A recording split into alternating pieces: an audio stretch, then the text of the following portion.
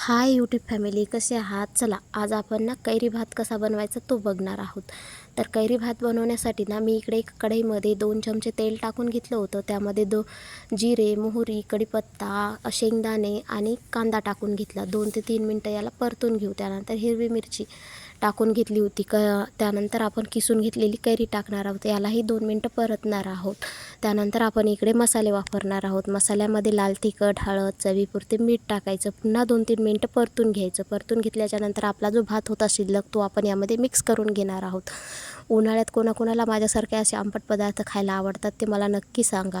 आणि आपला भात बनवून तयार आहे. आता यावर मला हवं म्हणून मी आलूच्या थोड्याशा कट केलेल्या फोडी टाकते. त्यानंतर कोथिंबीर टाकते आणि पुन्हा एकदा थोडंसं मिक्स करते. त्यानंतर तुम्ही हे भात लिंबू टाकूनसुद्धा खाऊ शकता. मी सुद्धा लिंबू टाकूनच खाणार आहे. लिंबू टाकल्यामुळे खूप छान टेस्ट येते. तशी आपण कैरी टाकलेलीच आहे.